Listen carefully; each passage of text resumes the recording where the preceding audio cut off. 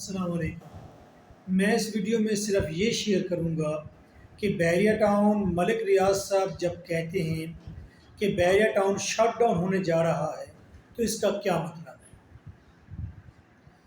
بحریہ ٹاؤن کا head office close رہے گا، کسی پلانٹ کی سیل پرچیز نہیں ہوگی، کوئی ٹرانسفر اویلیبل نہ ہوگی جب تک کہ ہائی کورٹ سپریم کورٹ کا کوئی آرڈر رسیو نہ ہو۔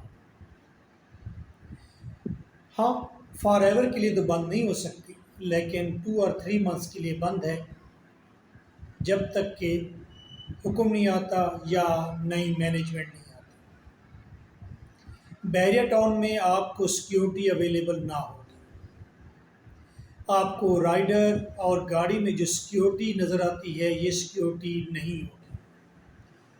بحریہ ٹاؤن میں الیکٹرسٹی آپ کو ویسے ملے گی جیسے واپڈا سے ڈائریکٹ اقبال ٹاؤن کو ملتی ہے، ڈی ایچ او کو ملتی ہے، سیم آپ کو بھی ملے گی، کوئی اسپیشل پروٹوکول نہیں ہوگا۔ پانی اگر آپ کو فلٹر والا یا بہت اچھا گہرائی سے مل رہا تھا، ہو سکتا ہے وہ پانی آپ کو اویلیبل اس قدر نہ ملے یا آپ کو لمیٹڈ ٹائم میں پانی کی سپلائی ہو۔ رینٹ ڈپارٹمنٹ جو کہ آپ گھر رینٹ پر دیتے ہیں تو وہ آپ کو سیکیور کرتے ہیں، شاید وہ بھی کلوز ہو۔ اسی طرح کوئی کمپلینٹ سینٹر ہے، اگر آپ وہاں پر فون کریں گے تو وہاں پر آپ کو نمبر یا بند ملے گا یا وہ آپ کو سروسز پرووائڈ نہیں کرے گا۔ What will be the future?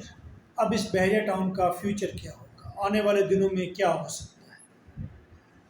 میں نے 2015 میں کہا تھا کہ مجھے تو سمجھ نہیں آتی اس طرح سے پاسبل ہے کہ بحریہ ٹاؤن کو ڈی ایچ اے پرچیز کر لے، لیکن اگر میں لیگل معاملات دیکھتا ہوں تو دس از ناٹ ایزی ہے۔ ویسے تو جو اس ملک کے مالک ہیں ان کے لیے کچھ بھی مشکل نہیں ہے، لیکن پھر بھی ڈی ایچ اے اتھارٹی کے پاس ٹوٹل بحریہ ٹاؤن تو نہیں جا سکتا۔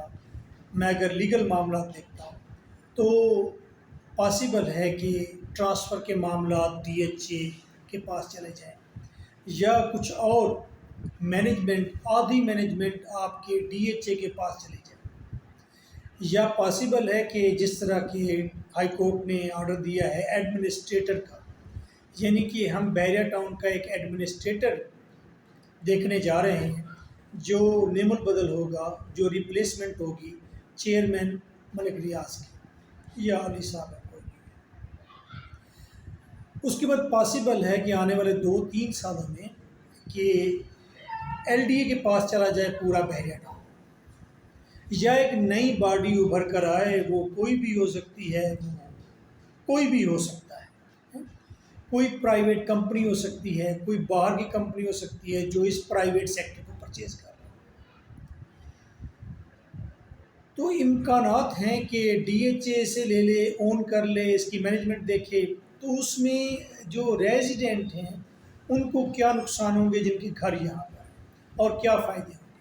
دیکھیے، اگر تو بہت تگڑی کوئی طاقتور کمپنی آ جاتی ہے، سپوز ڈی ایچ اے اس کی مینجمنٹ لے لیتا ہے، ڈی ایچ اے اس کو اون کر لیتا ہے، پرچیز کر لیتا ہے سپوز، تو پھر جو یہاں کے ریزیڈنٹ ہیں انہیں ہو سکتا ہے کوئی فی بھی پے کرنی پڑے ری رجسٹریشن کے نام پر، اور یہ بھی پاسبل ہے اگر ڈی ایچ اے کی اسٹیمپ لگ جائے تو ایک لانگ ٹائم کے لیے اسٹیبلٹی اور لانگ ٹائم کے لیے اس کے اندر ایک بہت طاقتور مومنٹم بنے، اور یہ جو پلاٹ آپ دیکھتے ہیں 10-10 مرلے کے پلاٹ، آپ کروڑ کروڑ روپے کے دیکھتے ہیں یا 2.5 کروڑ کے دیکھتے ہیں جو ڈیولپڈ ایریاز ہیں، پاسبل ہے وہاں پر یہ پلاٹ آپ کو 10-10 کروڑ کے بھی نظر آئے، کیونکہ پراپرٹی میں دوبارہ مومنٹم ایک بار آنا ضروری ہے، اور ہمارا آئیڈیا ہے کہ وہ 2-2.5 سال لے گا یا 1.5 سال لے گا۔ تو اگر کمپنی کوئی کمزور آئی، ایل ڈی کے پاس چلا گیا، تو جو یہاں کے ریزیڈنٹس ہیں وہ ہو سکتا ہے تھوڑے سے اس اسٹرکٹ ایٹماسفیئر سے باہر نکل جائیں جو اسٹرکٹ ایٹماسفیئر اب تک لوگوں نے دیکھا ہے۔ دیکھیں، بحریہ ٹاؤن بہت خوبصورت، بہت مینجڈ ہے، لیکن اس میں بہت سارے لوگ ڈیمیجڈ بھی ہیں۔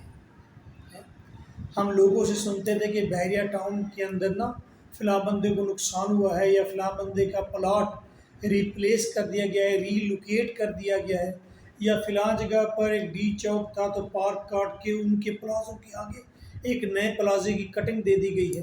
ایسا سنتے تھے، ہم کہتے تھے چھوڑو یار۔ لوگ کہتے اوے بحریہ ٹاؤن میں نا انویسٹمنٹ نہ کرنا۔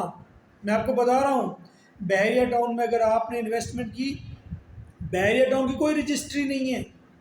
ہم کہتے ہیں یار اتنی بڑی کمپنی، اتنے لوگ وہاں بیٹھے ہوئے ہیں، کوئی رجسٹری نہیں ہے، یہ کیسی بات کرتے ہیں؟ ہر جگہ فائل سسٹم ہے، ایون کہ ڈی ایچ اے میں۔ ہم سنتے تھے۔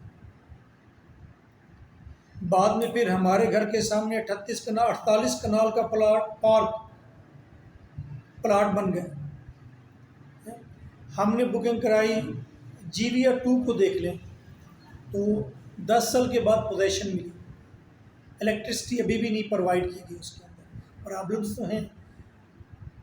اسی طرح ہمارے دوست ہیں الطاف یاسین، اس کا توحید پلاٹ کا اتنا اچھا پلاٹ وہ ختم کر کے، اور تمہیں بحریہ آرچرڈ ملے گا، آرچرڈ کے فیز 4 میں ملے گا یار۔